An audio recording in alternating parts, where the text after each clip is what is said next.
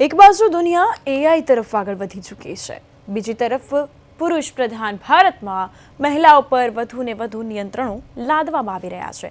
આવી જ એક ઘટના રાજસ્થાનમાંથી સામે આવી છે કે જ્યાં એક સમાજના પંચ દ્વારા મહિલાઓના સ્માર્ટફોન વાપરવા પર પ્રતિબંધ મૂકી દેવાયો। જોઈએ વિશેષ અહેવાલ। समाज में बहू व बेटियों के पास कैमरा वाला मोबाइल नहीं रहेगा।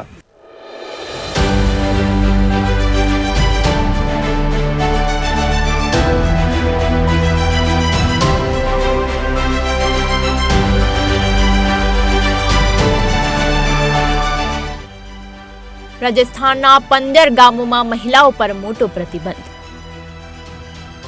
15 ગામોમાં મહિલાઓ સ્માર્ટફોન નહીં વાપરી શકે।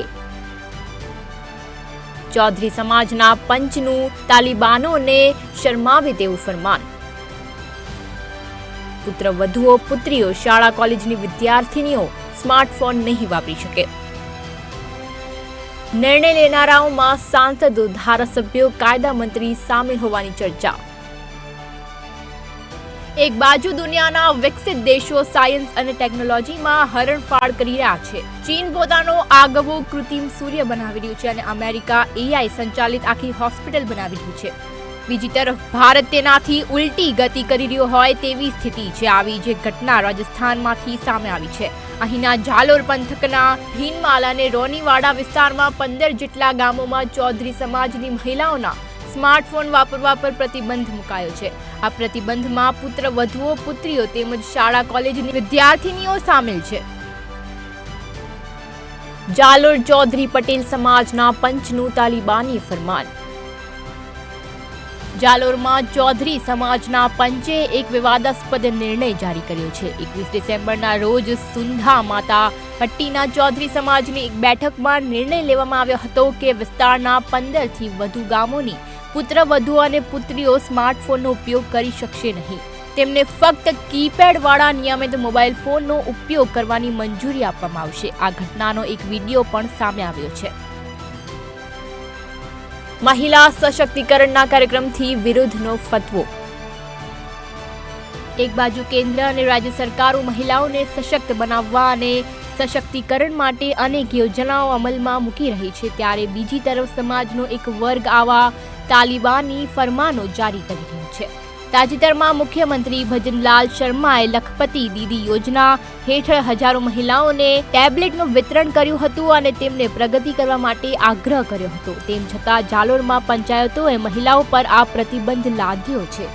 સુંધા માતા પટ્ટી ચૌધરી સમાજના પ્રમુખ સુજાનારામ ચૌધરીએ જણાવ્યું હતું કે આ નિર્ણય એક બેઠકમાં સમાજના સભ્યોના સૂચનો પછી લેવામાં આવ્યો છે।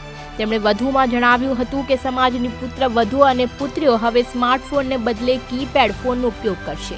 આ નિર્ણયની જાહેરાત પંચ હિંમતરામ દ્વારા કરવામાં આવી હતી। પંચે આ મામલે મીડિયા સામે આવવાનો ઇનકાર કર્યો છે।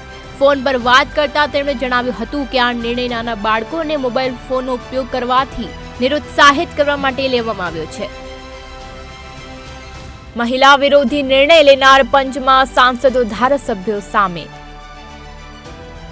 રાજ્યના કાયદા પ્રધાન જોગારામ પટેલનું નામ સામેલ। જાલોર સિરોહીના સાંસદ લુંબારામ ચૌધરી પણ સામેલ।